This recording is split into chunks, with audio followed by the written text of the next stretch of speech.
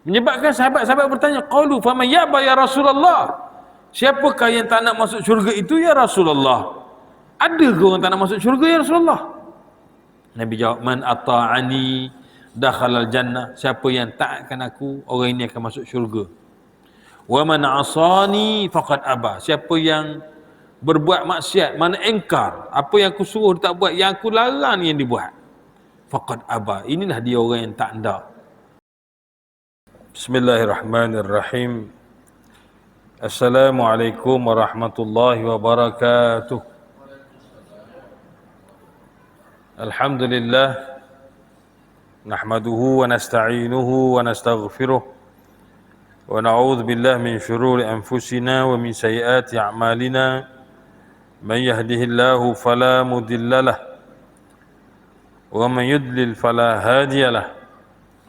Ashhadu an la ilaha illallah wahdahu la syarika lah wa ashhadu anna sayyidana Muhammadan abduhu wa rasuluh. Allahumma salli wa sallim wa barik ala sayyidina Muhammad wa ala ali sayyidina Muhammad kama sallaita wa sallamta wa barakta ala sayyidina Ibrahim wa ala ali sayyidina Ibrahim fil alamin innaka Hamidum Majid. Rabbi shrah li sadri wa yassir li amri wa hlul 'uqdatam min lisani yafqahu qawli. Subhanaka la ilma lana illa ma 'allamtana innaka antal alimul hakim. La haula wa la quwwata illa billahil aliyyil azim. Amma ba'd.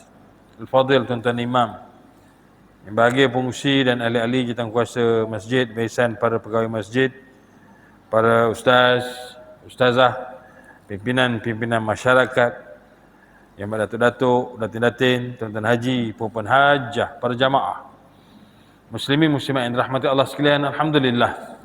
Terlebih dahulu marilah sama-sama kita rafakkan rasa syukur kepada Allah Subhanahu wa taala. Sesungguhnya dengan inayah dan izin Allah, kita masih lagi diberi ruang dan juga peluang oleh Allah Subhanahu wa taala untuk terus kita berada di alam ini, meneruskan kehidupan kita selaku hamba-hambanya, melaksanakan titah perintahnya dan meninggalkan segala tegah larangnya.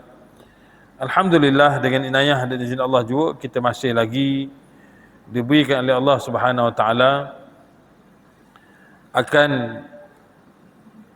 kesihatan, diberikan kepada kita kekuatan, diberikan kepada kita keupayaan, kemampuan, kemudahan, apatah lagi diberikan kepada kita kesungguhan.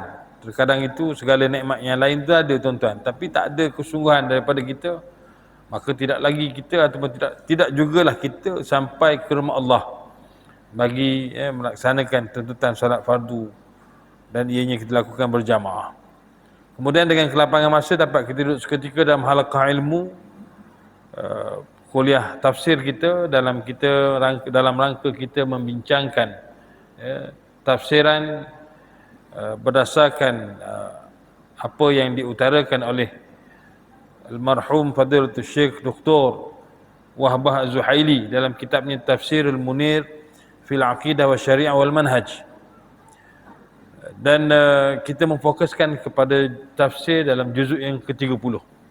Tuan-tuan yang dirahmati Allah sekalian, justru itu marilah sama-sama kita rafakkan rasa syukur juga kepada Allah Subhanahu wa taala atas anugerahnya kepada kita, dapat kita merayakan Idul Adha baru-baru ini, yang mana hari semalam hari terakhir tuan-tuan daripada hari raya disebut sebagai Idul Adha, iaitu selama 4 hari, bermula daripada 10 Zulhijjah dan berakhir pada 13 Zulhijjah. Tuan-tuan yang dirahmati Allah sekalian, dan alhamdulillah sebilangan besar daripada kita telah pun menyertai dan melaksanakan ibadah korban, yang saya kira ibadah korban pada ketika ini atau di zaman ini menjadi satu kefahaman yang jelas kepada masyarakat. Tidak lagi macam orang dulu-dulu, kalau tak ada disumbang oleh orang-orang tertentu, barangkali kita nak dapat orang yang berkorban itu sendiri payah nak jumpa tuan-tuan. Tapi alhamdulillah, kebelakangan kita melihat tuan-tuan, sejak 10-20 tahun kebelakangan ini tuan-tuan, masyarakat sudah mula faham akan konteks dan juga konsep korban itu sendiri, yang menjadi satu tuntutan sunnah kifayah dan juga menjadi satu tuntutan disebut sebagai sunnah muakkadah dalam kita pada mazhab Syafi'i. Maka alhamdulillah tuan-tuan, ramai di kalangan kita telah melaksanakan ibadah korban. Cuma apa yang penting kita kena ingat bila sebut ibadah korban, dianya adalah ibadah, dan ibadah ni tak boleh buat ikut dan, tuan-tuan. Dia tak boleh buat ikut logik, ikut kita akal kita semata, tetapi ianya mengikut apa yang disyariatkan, ya. Seperti mana perkara-perkara yang tak seharusnya berlaku dalam sesengah pengurusan ibadah korban, contohnya ya, memberi upah daripada mana-mana bahagian ataupun anggota ataupun daging dan sebagainya daripada haiwan korban tersebut kepada petugas. Ini dianggap sebagai jual beli, ya tuan-tuan. Sedangkan daging korban tidak boleh dijual beli.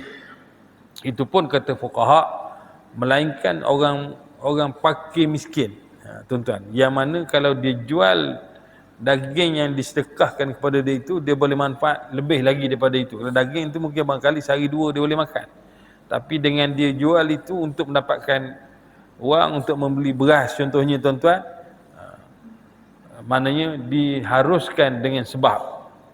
Tetapi pada asalnya tak boleh. Tuan-tuan dapat collection daging sampai 10 kilo sekalipun di rumah, tak boleh jual, ya. Namakan fikir-fikir, banyak ni, ya. Sekarang ni daging dalam 35 sekilo.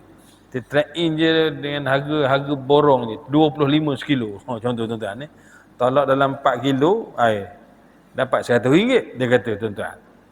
Jadi kalau ada yang berfikiran begitu, maka hukumnya, ya, berdosa, tuan-tuan. Daging korban tidak boleh dijual, tidak boleh dijual beli.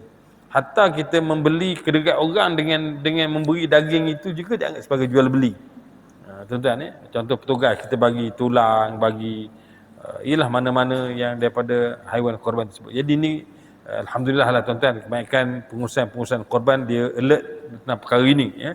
Tapi masih ada lagi berlaku setengah kawasan dalam perihal ini, ya, yang mana banyak hak-hak peserta atau pemilik korban itu dinafikan. Maknanya boleh jadi dia tak dapat tulang yang sepatutnya milik dia, kerana yang dikatakan agihan itu adalah daging semata-mata, tuan-tuan. Yang dia tak termasuk tulang, bukan agihan, itu adalah milik orang yang berkorban. Tulang, apa lagi, tuan-tuan, ya, kaki, gearbox, sprocket, semua, perut, organ-organ dalaman, kulit termasuk, tuan-tuan, kepala, tanduk, anda kata ada erti bagi mereka, ini adalah milik orang yang berkorban, ya. Kalau dulu-dulu, minta maaf, tuan-tuan, biasanya kepala ni milik siapa? Tukang sembelih. Ada orang dulu-dulu, tuan-tuan, milik tukang sembelih. Kalau dia hari tu dia sembelih 3 ekor, 3 biji kepala dia balik ke rumah. Ada orang dulu. Betul, ini saya tak tahulah tempat-tempat, tuan-tuan, tapi tempat kita biasanya itulah ada orang dulu-dulu. Kalau kenduri kampung tak apa, tuan-tuan, bagilah. Tapi ibadah korban tak, dia adalah milik siapa? Milik orang yang berkorban. Melainkan tukang sembelih itu sendiri yang berkorban. Itu lain cerita lah, tuan-tuan. Jadi ini kena jagalah. So alhamdulillah, kita mohon kepada Allah Subhanahu Wa Taala agar ibadah korban kita ini diterima oleh Allah Subhanahu Wa Taala dengan sebaik-baik penerimaan. Mudah-mudahan ianya menjadi amal soleh kita kepada Allah Subhanahu Wa Taala. Pun dalam pada itu, tuan-tuan, ada beberapa perkara yang timbul kadang-kadang isu berkaitan dengan pengurusan ataupun berkaitan dengan daging korban itu sendiri. Antara lain ialah berkenaan hukum menyimpan daging korban, berkenaan lama-lama, lebih daripada 3 hari. Sedang, tuan-tuan, di luar sana memang tak nafikan kalau ada orang edarkan kepada kita tentang hadis yang diriwayatkan oleh Imam Muslim tentang larangan Nabi SAW menyimpan daging korban lebih daripada 3 hari, itu memang ada dalam hadis, tuan-tuan. Namun hadis itu dimansuhkan, kerana hadis itu, larangan Nabi SAW adalah bersebab, ya, berdasarkan antaranya kalau mengikut pandangan daripada Sayyidina Ali bin Abi Talib radhiyallahu anhu. Ini bukan pandangan calang-calang punya pandangan, tuan-tuan. Sahabat Nabi punya pandangan. Sayyidina Ali berpandangan, ya, daging korban ni tidak boleh disimpan melebihi 3 hari. Ya, 3 hari tak boleh, kata dia. Kalau lebih, bagi korang. Jangan lebih betul. Kita dah berapa hari ni, tuan? Ya? Kita menyembelih hari Khamis, ya. Khamis, Jumaat, Sabtu. Mana sepatutnya hari Ahad tu tak boleh dah kalau berdasarkan pandangan inilah, tuan-tuan, ya.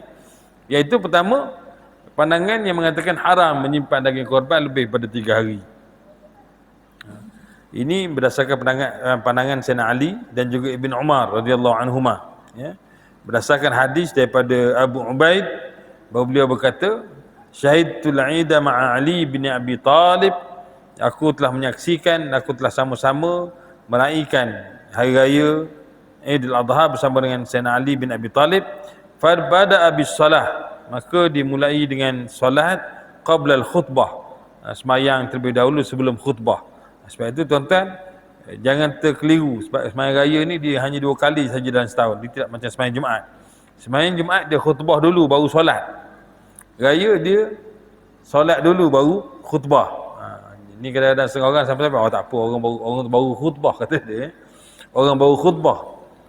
Duduk salam kiri kanan begitu gini. Habis saja khutbah orang baru beransur. Tak sembahyang hari ni, dia kata tuan-tuan. Sedangkan dia salah, dia yang tersilap. Sebenarnya untuk solat hari raya, ya, khutbah itu selepas solat. Solat dulu baru khutbah. Jumaat khutbah dulu baru solat. Itu beza dia tuan-tuan, ya.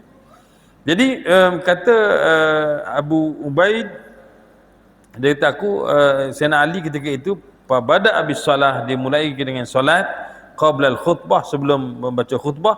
Wa qala inna Rasulullah sallallahu alaihi wasallam nahana an na'kula min luhumi nunsikuna min nusukina ba'da salas. Nabi SAW kata Sayyidina Ali telah melarang kita daripada makan daging korban lebih daripada 3 hari. Ini hadis riwayat yang direkodkan oleh Imam Muslim, nombor hadis 1969.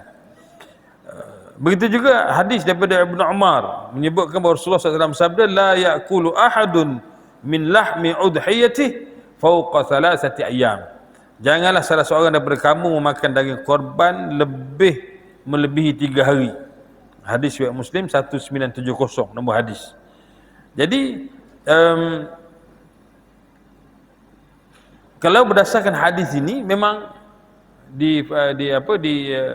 disebut oleh para fuqaha, maka ianya sebagai haram. Maknanya 3 hari lebih daripada 3 hari tak boleh. Mesti settle, mesti habiskan, tuan-tuan. Manakala pendapat yang kedua dibolehkan, diharuskan untuk menyimpan daging korban lebih daripada 3 hari. Dan ini adalah pandangan jumhur ulama.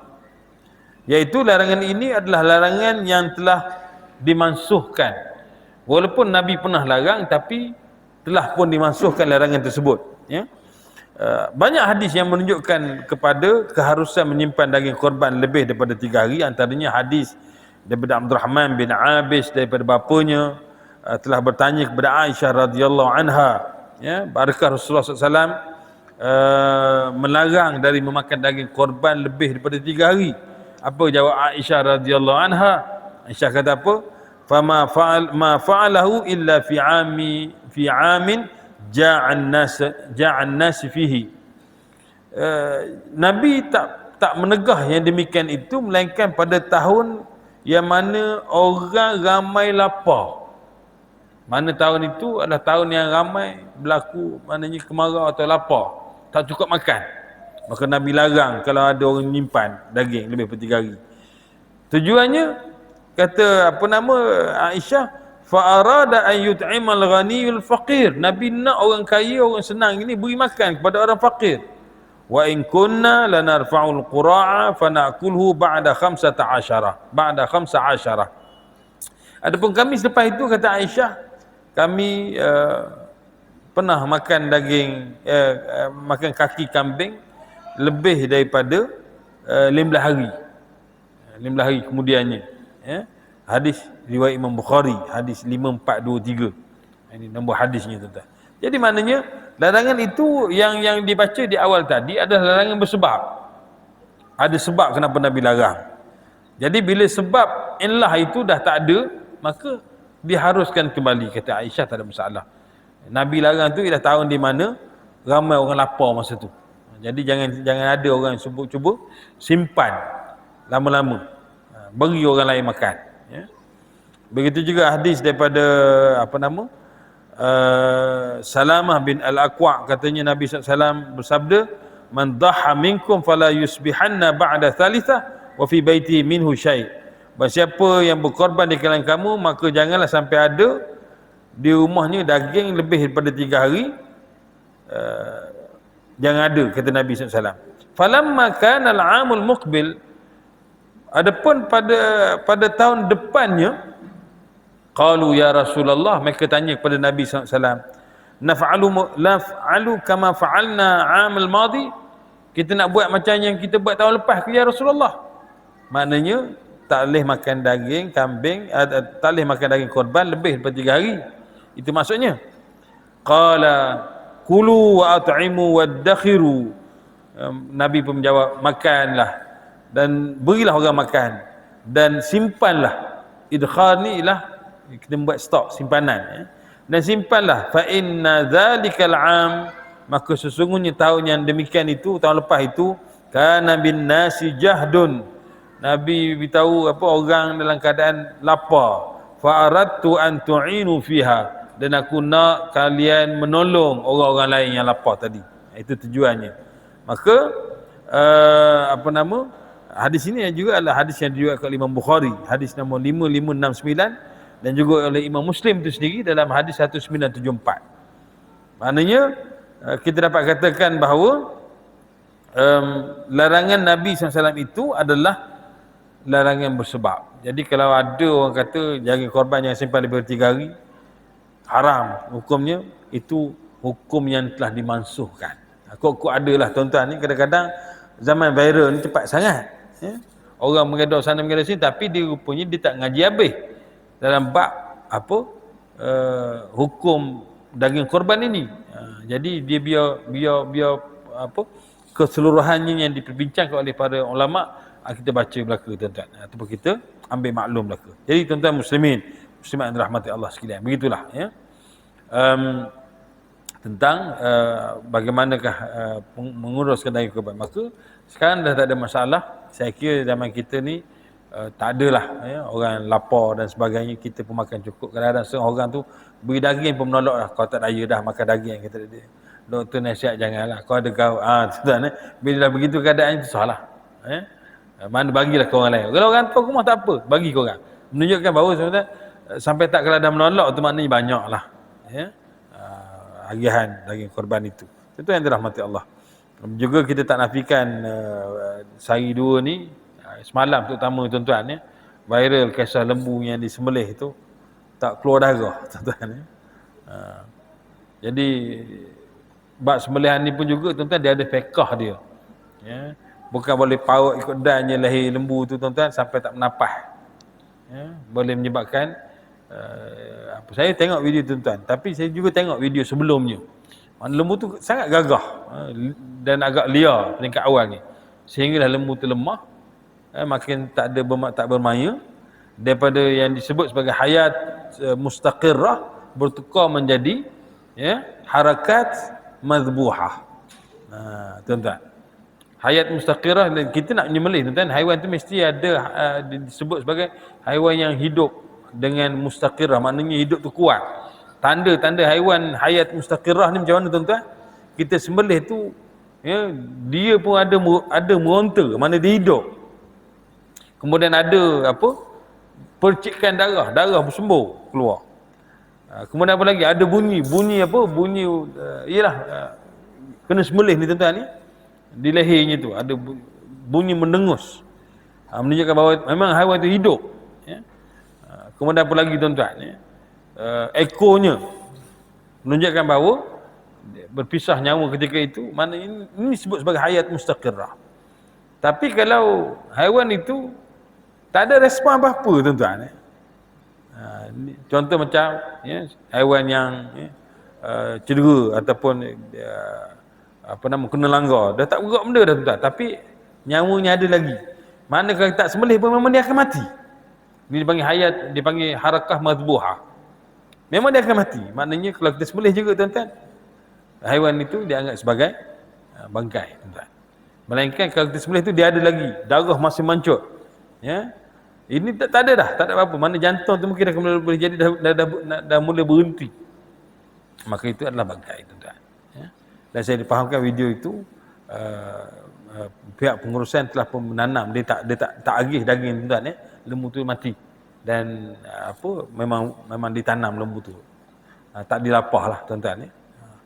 Itu. Jadi perkara ini bab pengurusan juga penting tuan-tuan tentang fiqh menyembelih. Kita dulu dalam kitab halal haram dalam Islam, kita dah bincang tuan-tuan kategori bangkai macam mana. Kita dah bincang jenis-jenis sembelihan.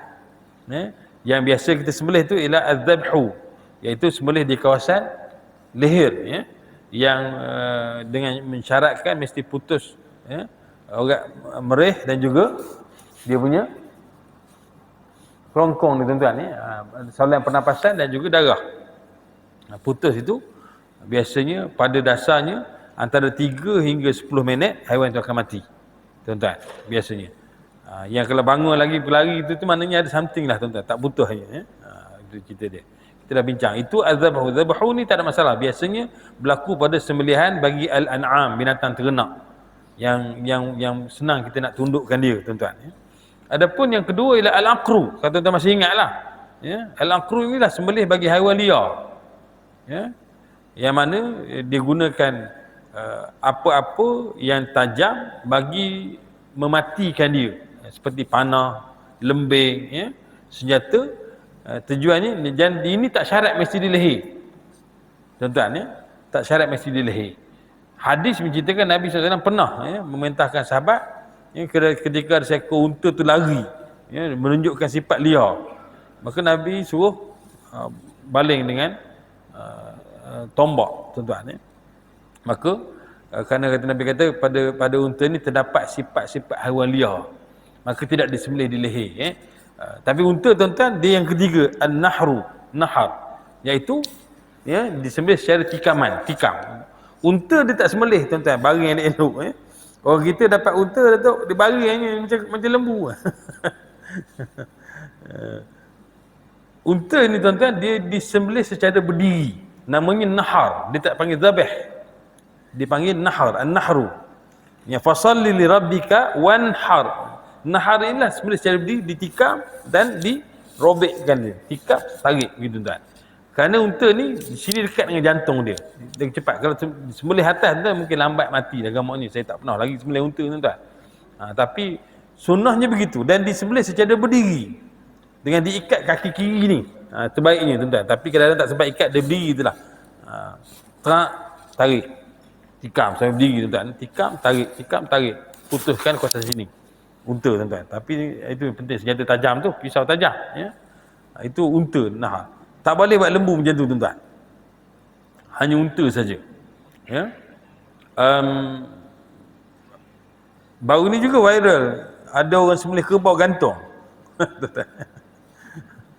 Dia sembelih kerbau style gantung. Kena. Dia gantung ni pakai apa? Lepas tu dia potong tuan. Dari sudut sembelihan tu sah atau tidak, kalau cukup putusnya orang merih dan juga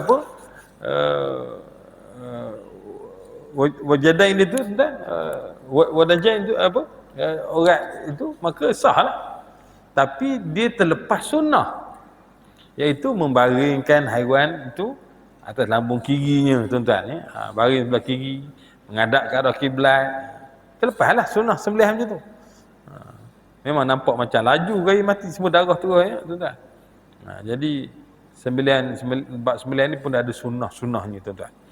Kalau boleh kita jagalah sebelah belakang je, itu cerita dia. Kalau sebab yalah, sekarang ni macam-macam tuan-tuan, pakai mesin pun ada kalau di kawasan-kawasan ladang ternak dan sebagainya, dia ada macam stunning tu, dia kepala tu bagi dia pening, kemudian baru disembelih. Tuan-tuan, itu pun ada macam-macam style lah, tapi perkara ini dibincangkan oleh para fuqaha tuan-tuan. Baik. Jadi kita balik kepada surah An-Naba, surah yang ke-78 daripada surah-surah Al-Quran yang sebanyak 114 kesemuanya. Kita dah masuk kepada ayat yang ayat ke-17 hingga 30 tuan-tuan. Sebelum kita lihat apakah kaitan ayat yang ini berbanding dengan ayat 1 hingga 16 sebelum ini. di mana Allah Subhanahu wa taala berfirman, a'udzubillahi minasyaitonir rajim, inna yawmal fasli kana miqata yawma yunfakhu fis suri fatatuna afwaja wa futihatis samaa'u fakanat abwaba wa suyyiratil jibalu fakanat saraba inna jahannama kanat mirsada littaghina ma'aba labithina fiha ahqaba la yadhuquna fiha bardan wala syaraba illa hamiman wa ghassaqa jazaa'an wifaqa innahum kanu la yarjuna hisaba wa kadzabu bi ayatina kidzaba wa kulla syai'in ahsaynahu kitaba fadhuqu falan nazidakum illa adzaba. Sadaqallahul azim. Satu, kita lihat ayat ini tuan-tuan, indahnya bahasa Al-Quran. Dia macam, kita lihat, tengok macam suatu Al-Quran juga pernah dituduh sebagai syair. Kalau tuan tengok miqata, afwaja, abwaba, saraba, mirsada, ma'aba, ahqaba, syaraba, ghassaqa, wifaqa, hisaba, kidzaba, kitaba, azaba. Nampak semua tuan-tuan, dia punya rima yang digunakan. Tapi dia lebih indah lagi daripada syair qasidah tuan-tuan. Itu cerita dia. Sebab itu orang Arab ni terkenal dengan ahlul balaghah dan juga fusaha. Tetapi mereka tak mampu tuan-tuan nak buat seperti mana Al-Quran ini. Walaupun mereka ini boleh bercakap dengan syair secara spontan. Tapi kena bab Al-Quran mereka tak mampu tuan-tuan. Baik. Jadi pada ayat 17 hingga 30 ini Allah SWT berfirman yang maksudnya sesungguhnya hari keputusan Yaumul Fasl adalah satu waktu yang telah ditetapkan.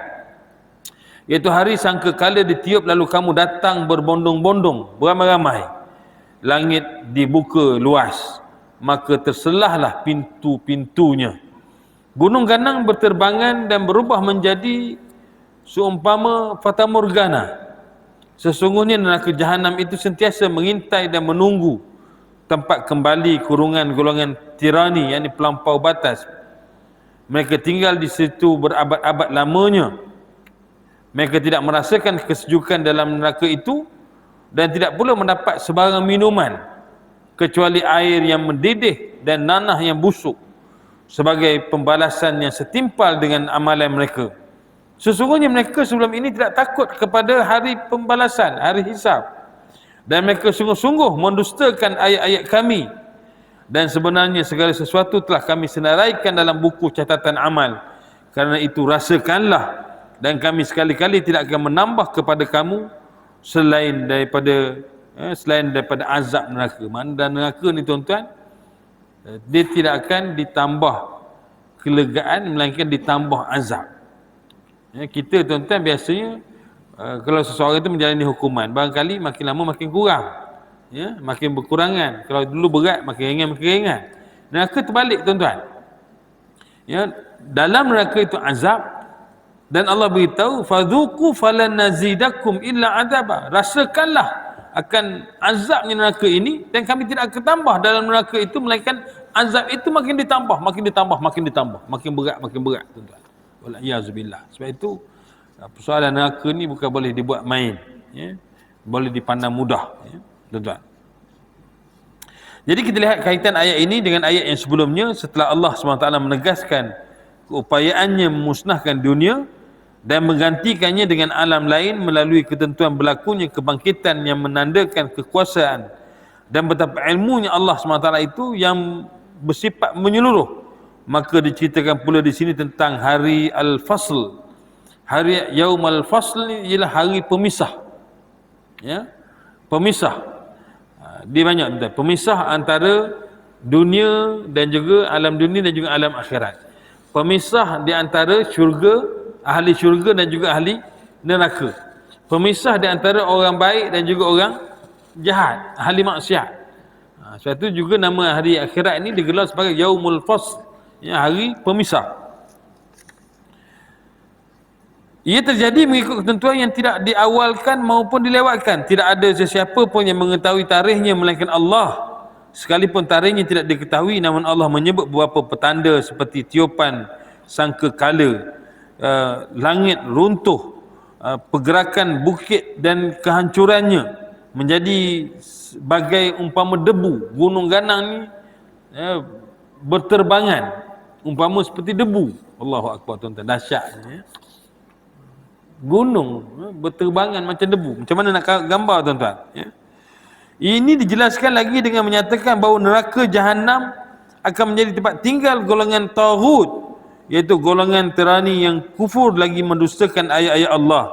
Mereka menghitung satu persatu perbuatan mereka dan Allah akan mencampakkan mereka ke dalam neraka sebagai balasan atas kejahatan yang mereka lakukan. Tafsiran dan juga urasan daripada ayat 17 hingga 30 ini. Kita tengok ayat yang ke-17 dulu. Sesungguhnya Allah SWT berfirman, Inna yawmal fasli kana miqata. Sesungguhnya hari keputusan itu, hari pemisah itu adalah suatu waktu yang telah ditetapkan. Maknanya, tuan-tuan, dia tak akan berubah. Tarikh kiamat itu telah pun ditentukan, tapi dan dia tidak akan berubah. Cuma kita je yang tak tahu. Hanya digambarkan tanda-tanda berlakunya kiamat itu. Tuan-tuan, tanda-tanda berlakunya kiamat. Hari kiamat merupakan waktu dan tempat perhimpunan yang telah dijanjikan, baik kepada orang yang terdahulu maupun orang sekarang. Mereka akan menerima habuan masing-masing sama ada pahala atau dosa sebagaimana yang telah dijanjikan. Hari itu dinamakan sebagai hari Al-Fasl, hari keputusan, hari pemisah. Kerana Allah Ta'ala akan memutuskan hukuman kepada makhluk berdasarkan amalan masing-masing. Setelah itu Allah menyebut 3 petanda hari kiamat yang dimaksudkan itu. Pertama sekali, iaitu pada ayat yang ke-18 Allah SWT menjelaskan, Yauma yunfakhu fis suri fatatuna afwaja, iaitu hari di mana sangkakala ditiup lalu kamu datang berbondong-bondong, datang beramai-ramai. Hari pemisah ini, hari keputusan ini adalah hari di mana malaikat Israfil meniup sangkakala dengan serunai. Ya, sangkakala ni berbagai tafsiran digambarkan, ada seperti macam beliung yang besar, tuan-tuan, ya, dan sebagainya lah. Tapi ini merupakan satu bentuk alat yang ditiup. Tatkala ditiup, tuan-tuan, maka kiamatlah bumi ini.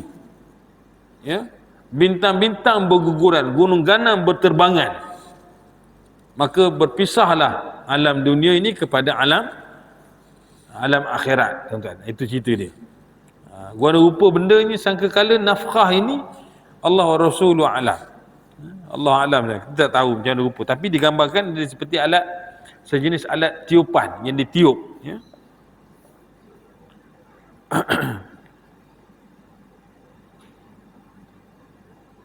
Dikatakan seumpama seperti serunai yang besar ataupun tanduk. Manusia akan bangkit daripada kubur menuju ke tempat perhitungan satu demi satu. Maknanya tatkala ditiup sangkakala yang kedua, maka manusia itu akan bangkit daripada kubur masing-masing. Jadi ada orang tanya, Ustaz, yang mati tengah laut tu orang kaya tak ada kubur, bangkit juga, tuan-tuan. Mana kubur ni kesimpulannya, istilahnya dia ada 2 makna. Satu, kubur yang kita tengok tu, itu kubur. Satu lagi ialah keadaan di mana seorang itu mati, di tempat di mana dia mati tu, tuan-tuan. Tak kira lah kalau dia mati di Everest contohnya, tuan-tuan, ya. Sebab kalau tuan-tuan tengok artikel tentang Gunung Everest ini, ada sesetengah tu memang dia tak angkat mayat-mayat yang orang yang mati ni, dia kekal di situ. Dan dia macam duduk dalam peti beku, tuan-tuan, ya. Kekal begitulah, ya. Dalam perjalanan tu nak sampai ke puncak tu, tengok ada mayat orang ini. Tapi bagi malim gunung tu, tuan-tuan, dia ceritalah ini orang ini. Dan sengaja dia itu memang kira tak tuntut lah, tuan-tuan, ya. Keluarga pun tak tuntut, dia tinggal begitu. Kalau tengok baca artikel tentang tentang pendakian Gunung Everest ini. Di tempat itu memang sejuk, salji tu, manjang, tuan-tuan, ya. Jadi mayat di sana sini lah, ya. apa nama, dan tertakluk kepada polisi negara masing-masing lah. Kalau mungkin setengah tu akan ambil balik, tapi setengah tu pendaki-pendaki ni dia apa, memang ketinggal je lah situ je tak ya. Macam duduk peti beku ni tak ada benda lah, sejuk negatif dia punya tu, sehingga boleh mencecah sampai 30 darjah negatif 30 darjah Celsius sejuk tuan baik. Begitu pun akan dibangkitkan. Nak cerita tuan-tuan akan dibangkitkan, tetap akan dibangkitkan. Yang dah hancur lebur, itu yang dalam surah Yasin Allah SWT berfirman, di mana ketika mana orang-orang musyrikin Mekah memperolokkan Nabi SAW, lantas bertanya, qalu man yuhyil 'idhama wa hiya ramim.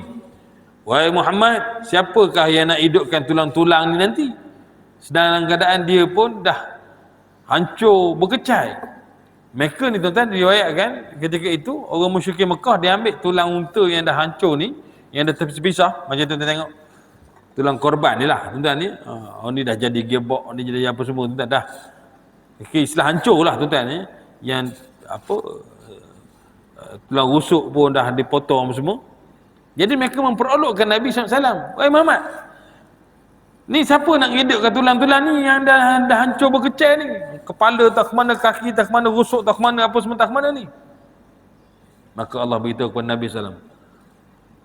Qul, katakanlah wahai Muhammad, yuhyihal ladzi ansha'aha awwala marrah. Tulang-tulang ini akan dihidupkan kembali oleh Tuhan yang menciptanya pada awal kejadiannya dulu. Dan itu perkara mudah. Tuan-tuan, bagi Allah Subhanahu Wa Taala. Tuan-tuan bayangkanlah nak mencipta ni bukan satu benda yang mudah. Tapi kalau dah cipta tuan-tuan, untuk buat kali kedua, kali ketiga dan sebagainya, senang. Ibaratnya kata orang, kita dah prototype tu dah ada. Tinggal lagi follow je. Tuan-tuan. Allah SWT itu Maha Kuasa. Mencipta dia boleh, apatah lagi nak menghidupkan kembali apa yang pernah diciptakan. Inilah kuasa Allah SWT. Yuhyihal ladzi ansha'aha awwala marrah. Yang menghidupkan kembali tulang-tulang ini ialah yang telah menciptakannya itu satu ketika dahulu pada buat pertama kalinya. Jadi ayat ini juga tuan-tuan, kalau kita apa boleh dijadikan amalan kalau tuan-tuan ada pernah tulang patah dan sebagainya, seselio, tuan-tuan bacalah ayat ini daripada surah Yasin ini, kita pegang di tempat yang sedia tadi. Tak payah urut pun tak apa, pegang saja. Qala man yuhyil 'idhama wa hiya ramim qul yuhyiha alladhi ansha'aha awwala marrah wa huwa bikulli khalqin alim. Dan Allah itu bagi setiap penciptaan mudah. Allah itu Maha mengetahui. Jadikan sebagai amalan insya-Allah tuan-tuan, mudah-mudahan tulang-tulang yang hancur, yang patah itu kita ambil sempena daripada ayat ini tuan-tuan. Ini salah satulah kaedah tuan-tuan untuk rawatan bagi patah dan sebagainya. Yang berkaitan dengan tulang lah. Kemudian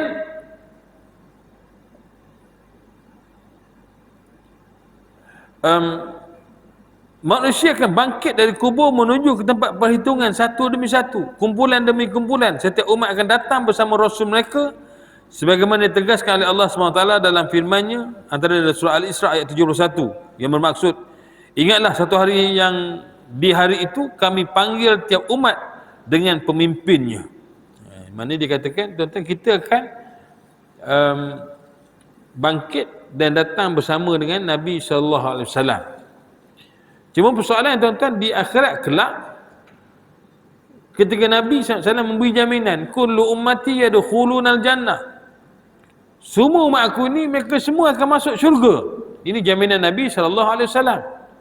Illa man aba, melainkan mereka yang tak hendak saja, kata Nabi SAW. Mana Nabi beri gambaran di akhirat besok, umat dia ni semuanya akan masuk syurga bersama-sama dengan Nabi SAW. Melainkan kata Nabi, ada orang yang tak hendak, melainkan yang tak hendak saja masuk syurga. Ini je yang tak masuk. Menyebabkan sahabat-sahabat bertanya, qalu faman ya'ba ya Rasulullah, siapakah yang tak nak masuk syurga itu ya Rasulullah? Ada ke orang tak nak masuk syurga ya Rasulullah? Nabi jawab, man ata'ani dakhalal jannah, siapa yang taatkan aku, orang ini akan masuk syurga. Wa man asani faqad aba, siapa yang berbuat maksiat, mana engkar, apa yang aku suruh tak buat, yang aku larang yang dibuat, faqad aba, inilah dia orang yang tak hendak sebenarnya. Mana bukan berdasarkan rasa hendak atau tidak, tapi berdasarkan amalan masing-masing. Orang yang buat maksiat kepada Allah SWT, yang Nabi suruh dia tak buat, yang Nabi tegah yang dia buat, inilah dia sebenarnya orang yang tak nak masuk syurga di akhirat besok, tuan-tuan. Maknanya syurga itu dia masuk itu berdasarkan amalan kita. Kita man ata'ani, siapa yang taatkan aku, orang ini masuk syurga, kata Nabi SAW. Ini gambaran di mahsyar kelak. Baik, yang keduanya situasi petanda hari kiamat itu dalam ayat ke-19 Allah SWT berfirman, wa futihatis samaa'u fakanat abwaba, dan langit dibuka, maka terselahlah pintu-pintunya. Yakni langit runtuh, pecah dan terbelah, pintu-pintu langit terbuka dan menjadi jalan serta laluan kepada para malaikat. Ayat ini boleh dikatakan sama erti dengan firman Allah dalam ayat-ayat yang lain. Antara lainnya ialah surah Al-Insyiqaq ayat pertama, ya. Wa idas sama'un, apabila langit terbelah. Surah Al-Insyiqaq ayat pertama, Al-Insyiqaq ayat yang pertama, tuan-tuan, ya, apabila langit terbelah. Kemudian dalam surah Al-Infitar ayat yang pertama juga, apabila langit berkecai. Idas sama'un fatarat, bila mana langit itu berkecai, hancur berkecai. Dan juga dalam surah Al-Furqan ayat 25, yang maksud, dan ingatlah hari ketika langit pecah belah mengeluarkan kabut putih dan diturunkanlah malaikat berduyun-duyun. Jadi ayat ini bertujuan untuk menunjukkan bahawa peraturan alam telah berubah dan kekuatan ikatan antara juzuknya telah pun hilang. Masa ketika itu, tuan-tuan, kita sekarang ni masih lagi terikat dengan sistem alam cakrawala kita. Ya, langit duduk di atas, kita duduk di bawah, ya. Tak ada lagi istilah langit terbelah dan sebagainya, tuan-tuan, ya. Mana masih lagi mengikut sistem peredaran yang biasa. Tapi gambaran kiamat dia berubah. Langit terbelah, ya. Bintang-bintang berguguran, tuan-tuan. Gunung ganang berterbangan umpama kapas ataupun, ya, debu. Tuan-tuan bayangkanlah, ya, macam mana kita nak imagine keadaan kiamat itu sendiri, ya. Dan yang ketiga, tanda ataupun petanda hari kiamat itu, iaitu dalam surah An-Naba ayat 20, Allah SWT menjelaskan lagi. Setelah menjelaskan keadaan langit yang terbuka, wasuyiratil jibalu fakanat saraba, dan gunung ganang berterbangan dan berubah menjadi fata morgana, iaitu bukit tergelincir daripada tempatnya dan debunya bertaburan ditiup angin, sedang orang-orang yang melihat kejadian itu melihatnya berubah bagaikan fata morgana. Pada peringkat awal, bukit-bukit tadi dilentur sebagaimana firman Allah SWT dalam surah Al-Haqqah ayat 14, yang bermaksud maka bumi dan gunung ganang dihayun lalu dilenturkan keduanya dengan sekali lenturan. Setelah itu ia menjadi seperti bulu dan debu yang berterbangan. Ini diceritakan dalam surah Al-Qari'ah ayat 5, yang bermaksud dan gunung ganang seperti bulu yang berhamburan terbang. Kena bayang bulu, ya, lepas tiup angin, terbang begitu, tuan-tuan, ya. Itu keadaannya. Kemudian ia berantakan dan berkecai menjadi pecahan yang paling kecil seperti abu. Yang ini disebut oleh Allah SWT dalam firman-Nya dalam surah Al-Waqi'ah yang 4 hingga 6, yang bermaksud apabila bumi digoncangkan sedahsyat-dahsyatnya dan gunung ganang dihancur luluh sehancur-hancurnya, maka jadilah ia debu yang berterbangan. Ini gambaran sifat berlakunya situasi hari kiamat itu. Akhir sekali ianya dihancurkan oleh Allah Subhanahu Wa Taala dengan sehancur-hancurnya, dan angin memisahkannya daripada bumi, sebagaimana firman Allah dalam surah Taha ayat 105 yang bermaksud, dan mereka bertanya kepadamu wahai Muhammad tentang gunung ganang, maka katakanlah Tuhanku akan menghancurkannya di hari kiamat sehancur-hancurnya. Dan Dalam ayat yang lain Allah SWT berfirman lagi, surah An-Naml ayat 88, yang bermaksud, dan kamu lihat gunung ganang itu, kamu sangka ia tetap di tempatnya, padahal ia bergerak laju selaju awan. Kita nampak sangka begitu kan, sedangkan di hari akhirat besok, ya, dia bergerak laju tuan-tuan, ya. Gunung ganang, nak gambar tuan-tuan, gunung ganang ni satu fenomena alam yang dilihat kukuh, mantap. Tapi nak cerita bahawa kiamat itu dahsyat, gunung ganang yang nampak kukuh, mantap itu pun akan, ya, tercabut dan berterbangan, berubah menjadi seperti debu, tuan-tuan. Nak cerita dahsyatnya berlakunya kiamat itu. Setelah itu Allah SWT menyebut pula nasib yang akan menimpa orang-orang yang sesat lagi malang kerana mendustakan hari pertemuan tersebut. Ini dalam surah An-Naba ayat 21-23, Allah SWT memperjelaskan tentang ciri-ciri mereka yang bernasib malang, iaitu orang-orang yang sesat, ya, lagi malang kerana mendustakan hari pertemuan tersebut. Jadi yang ini tuan-tuan kita bincang dalam halaqah yang akan datang bagi ayat 21, 22 dan 23 daripada surah An-Naba, insya-Allah. Saya kira cukuplah sekadar itu tuan-tuan untuk halaqah pada kali ini. Mudah-mudahan, ya, kita beralih kefahaman daripada huraian ayat-ayat yang telah kita bincangkan tadi. Mudah-mudahan kita lebih memahami, ya, ayat Al-Quran bila mana kita baca kelak, insya-Allah. Yang baik daripada Allah SWT, yang kurang yang dhaif daripada saya sendiri mohon ampun, mohon maaf. Aqulu qawli hadza astaghfirullahaladzim li wa lakum. Assalamualaikum warahmatullahi wabarakatuh. Wallahu a'lam.